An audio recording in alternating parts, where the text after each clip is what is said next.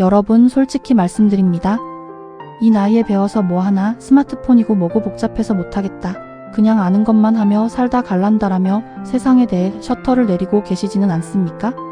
제가 오늘 여러분의 심장을 찌르는 아픈 진실을 하나 말씀드리겠습니다.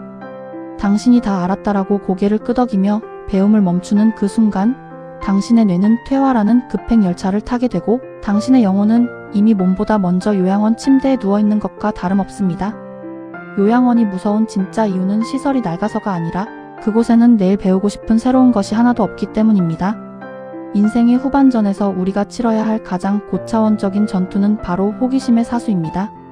새로운 기술을 익히고 새로운 책을 읽고 어제와 다른 오늘을 살려 노력하는 그 피곤한 과정이 사실은 당신을 치매라는 어둠으로부터 지켜주고 요양원이라는 감옥에서 당신을 구출해주는 유일한 열쇠입니다.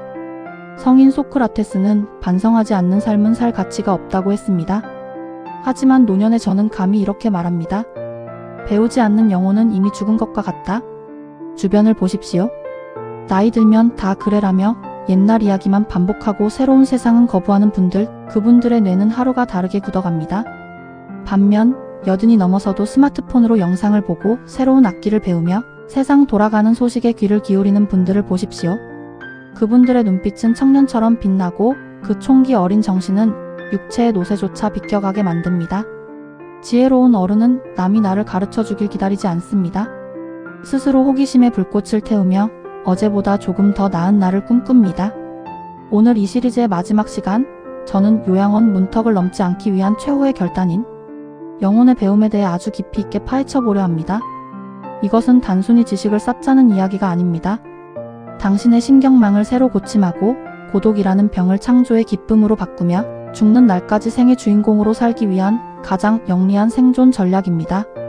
왜 새로운 단어 하나를 외우는 것이 우리 뇌를 깨우고 노후의 비참함을 걷어내는지 그 명확한 이유를 지금부터 하나씩 짚어보겠습니다.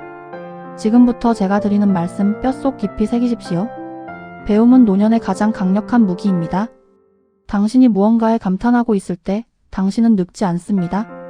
당신이 배우고 있는 한 세상 그 어떤 시설도 당신의 영혼을 가둘 수 없습니다.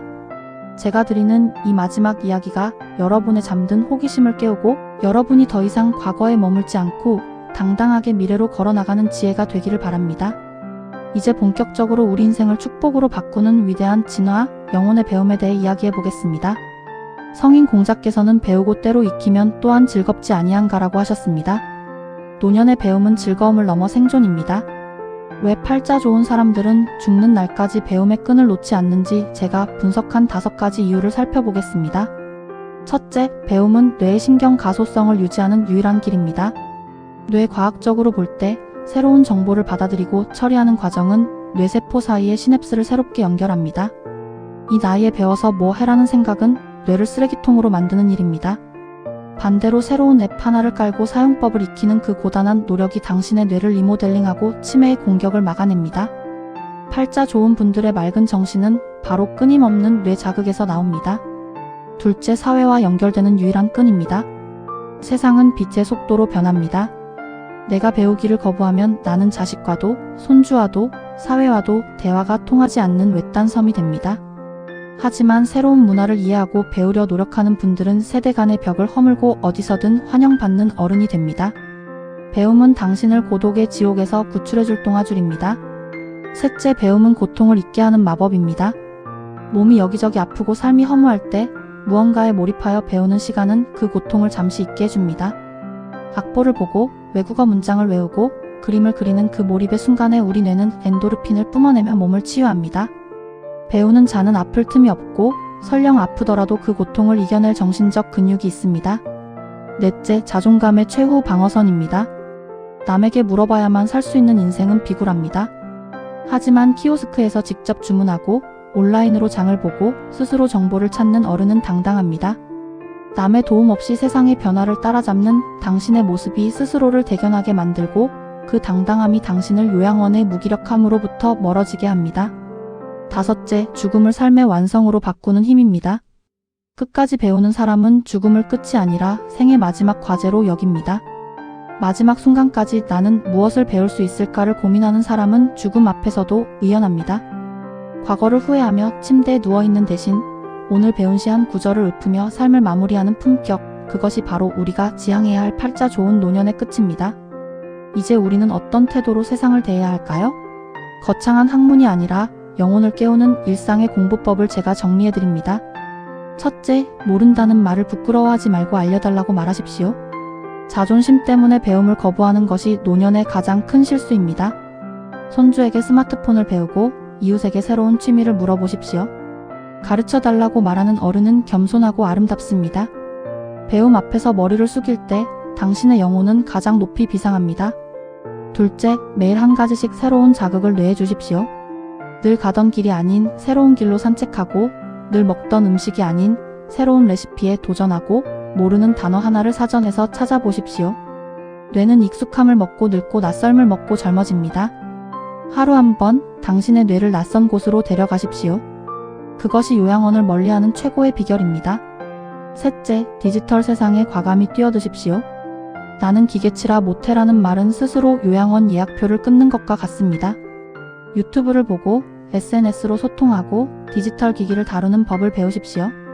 이곳은 현대의 광장입니다. 이 광장에 나오지 못하는 노년은 고립될 수밖에 없습니다.